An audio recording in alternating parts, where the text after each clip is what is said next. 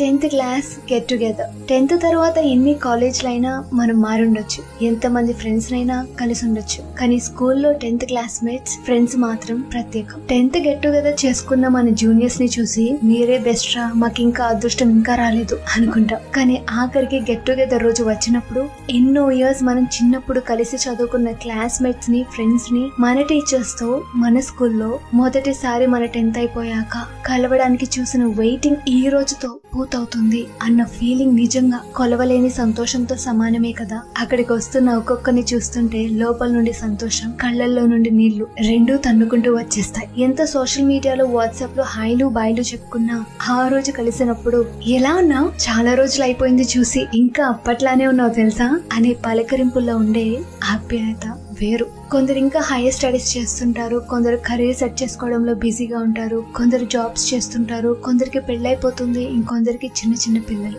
అప్పుడు అనిపిస్తుంది లైఫ్ ఎంత స్పీడ్ గా ఎప్పుడు మారిపోయింది అని. మాట్లాడిన వాళ్ళు మాట్లాడినట్టుగానే, వింటున్న వాళ్ళు వింటున్నట్టుగానే ఉంటూ ఆ రోజు స్కూల్ జ్ఞాపకాలు మళ్ళీ గుర్తు తెచ్చుకుని మళ్ళీ వెళ్ళిపోయేప్పుడు ఇంకొన్ని జ్ఞాపకాలు మనతో తీసుకువెళ్తుంటాం. చూసుకున్నప్పుడల్లా కాస్త నవ్వుకోవడానికి, ఏడవడానికి మరికొన్ని ఫోటోలు తోడవుతాయి. మళ్ళీ మన 10th క్లాస్ వాళ్ళందరినీ ఒక్కచోట చూసినప్పుడు వచ్చే ఆనందం, సంతోషం, ఎక్సైట్మెంట్ ఇవన్నీ మాటలో చెప్పలేనివి. ఏమంటారు?